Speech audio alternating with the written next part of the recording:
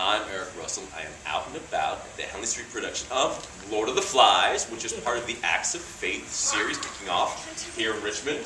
So I want you to go through, tell who you are and who you play in the show. I'm Eric Evans, and I'm Ralph. I'm Josh Chenard. I'm Ralph's understudy.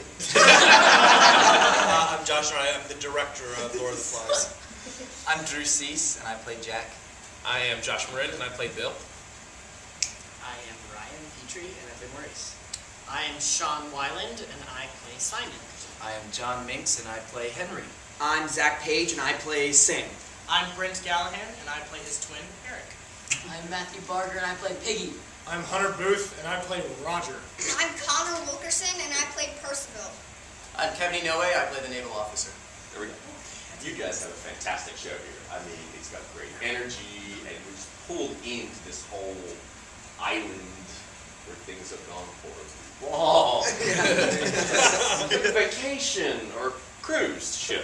Or Thanksgiving at my house. I want to start with you, Josh. Yeah. As the director, talk about the process, what brought you to the show, this whole Lord of the Flies. Well, it's interesting because I had purchased a copy of the play Lord of the Flies, wanting to direct it at VCU. And I bought it and I read it and I was interested in it, but I was overwhelmed by the possibility of doing it. I just put it on my shelf, so I'll come back to this later. Literally a week later, James Ricks called me from Henley Street and said, "Can we have a meeting? I want to talk to you about directing Lord of the Flies." And I thought, all right. I said to him, "You'll never know what kismet this is." And we met for a cup of coffee, and I said to him, "This is my favorite book. Yes, where do I sign?" And that was it. And then we went ahead and we cast it, and I ended up with this really amazing bunch of gentlemen to work with, and it's been such a pleasure and daunting to direct your favorite book, because you worry, am I going to be able to bring the vision to life? And everyone's read the book. Am I going to hit those iconic images? Am I going to be able to tell the story in the way in which it lives in people's heads? So I hope the play does two things. One, which it presents the imagery that people are expecting to see. And those people who have never read the book start their relationship with the text. Maybe they now will go pick up the book. So, how many people here before this play actually read Lord of the Flies? Raise your hand. I have to see. Okay. All right. A little bit. Okay. Because I thought about it. I said, I was going to tell everybody, if you haven't read the book and they ask you, lie, because I don't want to look bad. Right. But then I thought to myself, I didn't require the actors to read it because I wanted this to be, if they hadn't had a relationship with it, I wanted this to be the start. But who has not read it? Well, Hunter can't read. So. I looked at his bio and went, yeah, I'm pretty sure. Yeah. Picture books for him. Coloring page. Now, because the setting's on an island and we've got Jack and we have Ralph, and when I watched the whole dynamic here, I went, I'm watching Lost. I mean, it's got the whole thing. You've got the two different groups. You've got this mysterious beast. So let's start with Jack. Let's talk about Jack. Where did you find Jack? How did you come to be Jack? You're still dressed as Jack? Yeah. Just Jack. I think Jack is very interesting. I was trying not to play him evil immediately, especially. I think that was a challenge in trying not to judge his character right off the bat, but rather take him on and create really a pretty heavy backstory to give me some empathy for this person, and to really take on this character, because otherwise I think it would have been more of a caricature, and that was kind of my goal, is to stay away from that, and hopefully I have achieved that. But it's always a process too. Every night it's a new fight, it's a new struggle, and I hope that by the end of this show I can say that I've created a human being, and I've presented this person and brought to life somebody on stage. So yeah, it's been a very interesting journey, and every night is a different journey for Jack. And so he enters the show one way and leaves it a completely different way. And I think by the end he sees the world completely different from any of the others. And from his experiences on the island. So that brings us to Ralph, because he's much younger than Jack, and he ends up becoming the leader right off the bat. So talk about What he said. what he said plus, yeah. Well, when I was reading the book beforehand, it wasn't until I got into the rehearsal process that I realized exactly how complex this character was, because he's got a group of people that he's got to lead, but he's also completely terrified the entire time. And I mean, he has a military background, but he's going in it without any idea of exactly what to do. And I think by the end of the show, he's been changed completely. There's going to be therapy in later years of his life. You're British. Yeah. Carry on. Now, for everybody else who's on the island, you all have taken sides. Some of you are hunters. Raise your hand. Those of you are hunters. And some of you are like the civilized. And there's a big switch between you guys. The hunters. What's your perspective? You guys. Why do you become hunters? What do you see in that in Jack? Well, it's sort of the mob mentality thing is the thing that Josh was really trying to drive home, the point of the whole mob mentality, that if somebody who is displaying a great deal of power goes one way and starts getting everybody excited, then everybody else will eventually start to join. And I think that's what us hunters fell into it. Yeah, we just sort of fall into it, and then once we're in it, we're just in it. And then the other side, those who follow Ralph, you're trying to maintain this civility, this very British sense of, you must have shelter from fire. What are your characters thinking? Why is this important to all of you? Well, when me and Brent talked about it, it was kind of like when you're in a group of just friends hanging out and having to do a task and trying to stay focused, even though a school, trying to do a school project, but this is kind of amplified times a million, where it's staying focused, staying sane, and not going over the edge. So I mean, I think that's where we all we just had to figure out where these younger kids, because most of us are playing, pretty much all of us are playing ages younger than us, and so it was kind of figuring out what kind of focus that they had to have in their lives that compare to this. How do they suddenly just go over that line, go over that cliff into this horrible place? So the civilized half of us, it was we were almost to that cliff, finding that cliff and not going over it. But then you also see different things happen to both sides. For the civilized people, they, when Simon is killed, that changes everything. So then it's oh my gosh, this is not just playtime anymore. Any of us could die at any time. So then it becomes a high priority. We need to stay alive. We need to be rescued. And that's a good point, because I feel like for me personally, I chose the side that I chose because of that. Because in the background that I chose, my character is very, very timid. He's been picked on all his life, and he has not had a good background. And so on this island, he gets to start over. And so part of that starting over for me is choosing the right side. And in my journey through it, I felt like I could have been one of those guys that could have been killed if I didn't pick the side that was killing the people. So I was like, well, that's the side I want. That's the side I want to do. It's a survival. Exactly. What did you want to say? It all depends on their background, because, like he said, most of the hunters probably didn't get much attention towards them, probably. And like Josh said, his character was very timid. He got picked on. So I think all the people that got picked on or not gotten paid any attention to, they wanted to start over. As if for the civilized people, we all have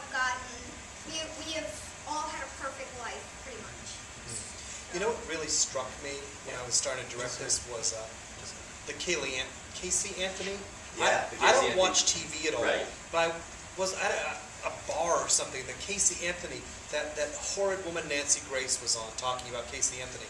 And I thought to myself, Casey Anthony, I don't know if she killed her daughter or not. All I know is she had not gone to court yet. However, there are these people on TV screaming for her death. Then there were these other people who were outside her house saying, we support her. And I thought, my God, these people have time to be doing this, A, but B, there's been no court trial.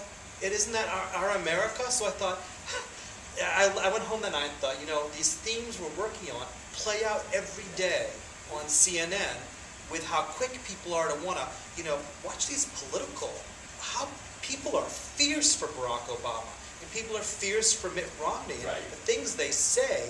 So, maybe this microcosm of the island is not so wacky after all when you put on the news. It just shows you how much conformity is a problem in the world. Well, we also, obviously one of the things is people want to belong to a group. They Yeah, want to be a group that's got Most definitely, strength. People are looking for a strong leader. They want to fit in, because we saw with your character, he's very quiet when he's first introduced, and all of a sudden he becomes like the chief enforcer for Jack.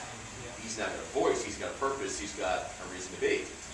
And then Piggy finds a voice advocating for Yeah, I feel Ralph. like Piggy is actually like the leader, and he's leading through Ralph because no one's gonna pick him, but he can. He's that use guy Ralph. behind the throne. He He's uses the guy Ralph. behind what Like he in has to do. in a survival mode, you realize what your strengths are. Like Hunter's character, I think, is just this big, hulking, maybe not the smartest kid, but then he realizes that he's the biggest kid, the strongest kid. I think you're smart. But we all realized our strengths. We all realized where we belonged in the tribe. You had to realize that quickly. Exactly. Really And quickly. I think also what drives a lot of the characters is this.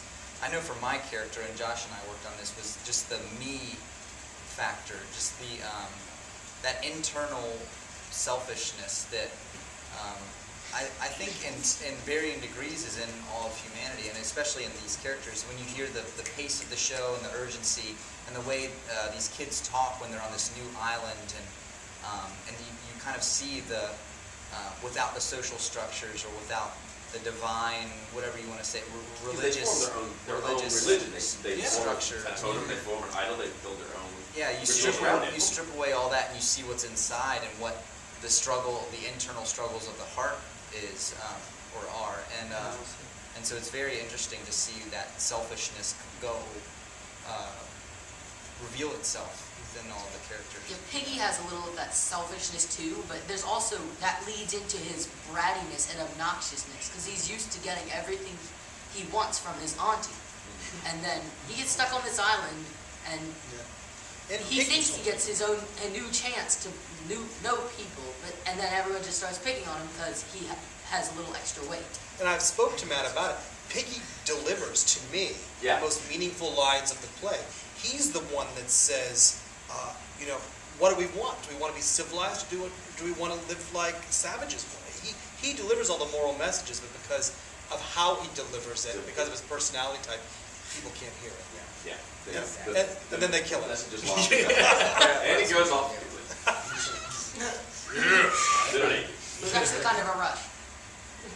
Do you feel like your characters have a loss of innocence? You think of islands as being these fun, safe places, and then they have their first hunt with their first kill, which then leads to killing. It's a loss of innocence, but also at the same time, there's that whole thing of the naval officer coming in at the end. So we lose our innocence in the moment, but as soon as the naval officer comes, we all snap right back into our routine, except for Ralph, who just keeps going. My back's so broken on the inside. Yeah. And the rest of us are just back in it. Right back in the habit. But are you? Do you think your characters actually walk away truly unscathed, unchanged by this event? No. You start with a traumatic event and it leads to more. I think I those get very worlds changed. collide. Yeah. I think I think that's what makes it interesting is the clash of those worlds. Like civilization has met savagery, I guess you could say, and that's what makes it interesting. I think that's what makes it theater. With the naval officer when he appears, what does he represent to you as the kids on the island, when he shows up and he says, fall in, what does he represent? He's our fathers, our headmasters, our teachers, Just our like I think he's priests, just our a- nuns. That He's the authority. In our heads, I feel like he's what we remember life to be. Yeah. And I think It's what snaps the us back moment we into it. see him, we're like, holy crap! Like we came from that. Like that's exactly how we are, all of us. Like no one's different. And then, but this island, we've changed. We've become different people. We've done different things, and so we feel like now we're at a threshold. Do we snap back into it, or do we stay how we are? How do we grapple with that? And I think that's where the big journey begins for a lot It's of a bit of a cliffhanger. Yeah. in the end. Yeah. Because like, what happened? Like, with Gilligan's Island, when they get off the island, what happens? Do they ever leave the island? Yeah. You know, we never know. I think it's more like Deer Hunter in a way that like there's not that other 2 hours of the play where they talk about how they deal with being home. Yeah. Like after the Vietnam War, I Right. mean it's like their version of like war overseas, dealing then with PTSD, and it's like it'd be interesting to see what these kids are like when they go back. To Yeah, England. it leaves a lot of great questions, I Yeah, think, for it the does. audience, which is great for something like Yeah, this. about what children even It are gets capable of people doing. to think about important issues. Yeah. Final thoughts. What do you want people to take away from the show?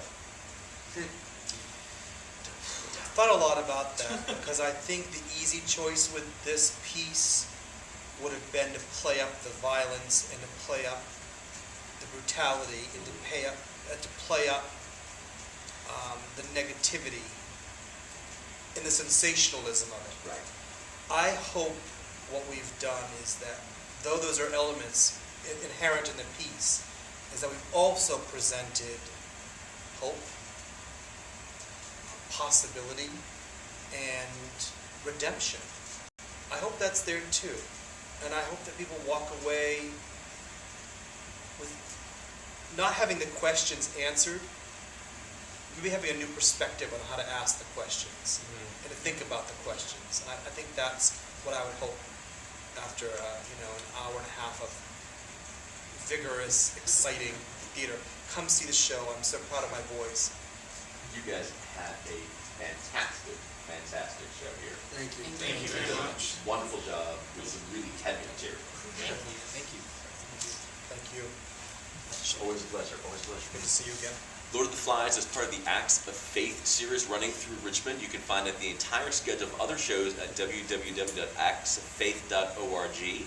And for more information and tickets about Lord of the Flies, which runs through February 25th, it's henleystreet.org.